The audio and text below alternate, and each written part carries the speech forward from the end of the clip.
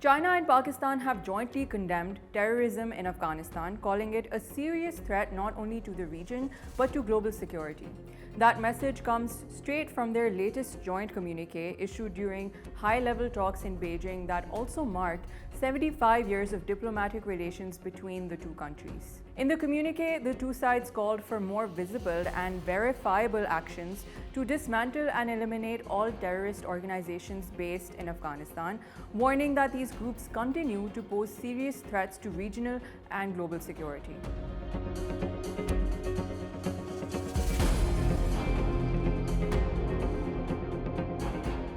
They stressed the need to prevent Afghan territory from being used for terrorism against any other country, making it clear that vague assurances are no longer enough.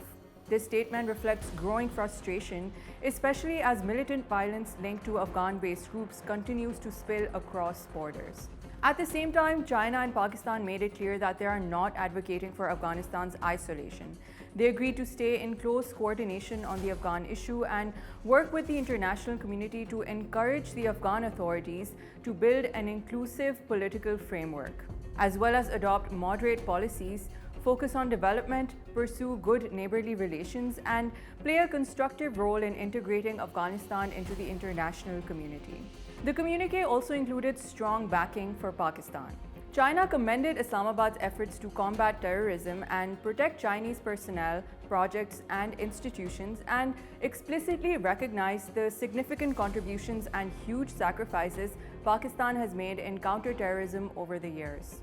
So, are concerns about Afghanistan being a terrorist safe haven backed by evidence? According to the Special Inspector General for Afghanistan Reconstruction, or SIGAR, they are. SIGAR attributes part of today's security spillover to the abrupt loss of visibility after the Afghan takeover. In its own words, due to the Taliban takeover, SIGAR was unable to inspect any of the equipment provided to or facilities constructed for the Afghan National Defense and Security Forces following the Afghan government's collapse. I think throughout, if you see, the SIGAR reports have consistently identified corruption as primarily systematic rather than incidental. Throughout the 20 years that we saw so-called republic regimes within Afghanistan. And we saw this across the spectrum, whether it was political, military, or even in the administrative institutions. There was rampant corruption and weak and ineffective governance, and they weren't able to deliver relief to the masses. And I think this is one of the major reasons why the Afghan Taliban were so easily able to take over. The Afghan Taliban do not have any concrete or credible opposition to deal with. They have inherited all the sophisticated weapons of the Americans. And because there is no legitimate or credible opposition, the Afghan Taliban are ruling with impunity. The U.S. Department of Defense has confirmed that approximately $7.1 billion worth of American-supplied military equipment was left behind in Afghanistan. This included thousands of vehicles, hundreds of thousands of small arms, night vision devices, and more than 160 aircraft. And clearly, these weapons didn't just disappear. According to the Washington Post, serial numbers on at least 63 weapons seized inside Pakistan match those originally supplied by the United States to Afghan forces. Pakistani officials told the paper that many of these rifles and carbines are significantly superior to the weapons Tehreek-e-Taliban Pakistan fighters used before 2021. In plain terms, weapons left behind in Afghanistan are now in the hands of TTP and are being used to carry out attacks inside Pakistan.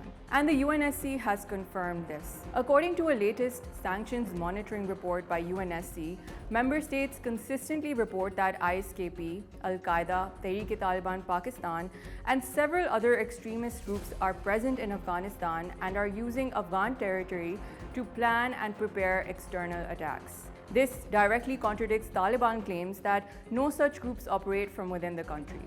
Earlier UN reports detailed that Taliban provided guest houses, weapons permits, movement authorizations, and immunity from arrest for TTP leaders. All of these arrangements that allowed the group to entrench itself deeper inside Afghanistan. SIGAR's 2025 quarterly reports also cite a series of cross-border attacks, including an assault in South Waziristan that killed 16 Pakistani security personnel, incidents directly linked to Afghan-based militants. SIGAR's final review clearly lays out the scale of failure.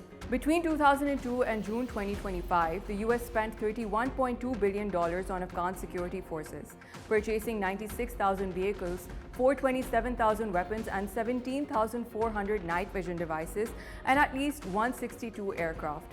Just before the Afghan government collapsed, 131 US-supplied aircraft were still operational, nearly all of which are now under Taliban control. Another $11.5 billion funded bases and facilities that are now inaccessible, while $26 to $29.2 billion was lost to waste, fraud, and abuse. Lastly, coming to your question on, how does the Taliban governance system pose a greater threat? It poses a greater threat because the international community is far more consumed by what is happening in the West. The Americans are obsessed by China. Europeans obviously are concerned more and focused on Ukraine. And of course, let's not forget the international community is bogged down when it comes to the genocide that is happening in Gaza. Therefore, I think this current status quo not only suits the international community, but it sadly benefits the Afghan Taliban because there is no credible effort being made to put pressure on the Afghan Taliban to hold them accountable, whether it's in terms of honoring human rights, women's rights, or counterterrorism assurances. And I think this is the threat that it poses because, look, they have been in power now for 5 years, and abroad, in any democratic system abroad, 4 years is a full term. So the fact that they have been allowed to operate as the de facto authorities and continue to implement their authoritarian style of governance and not fulfill the promises that they had agreed to in the Doha Agreement. And of course, the human cost was immense as well. Tens of thousands of Afghans were killed, along with more than 2,450 US service members, only for the Taliban to return, now strengthened by the very equipment meant to defeat them. As SIGAR ends its mandate, its conclusion is stark. Afghanistan should serve as a cautionary tale, and its failure is already reshaping the security landscape of the wider region. This is why the China-Pakistan joint condemnation matters. Without visible and verifiable action, terrorism rooted in Afghanistan will continue to destabilize the region.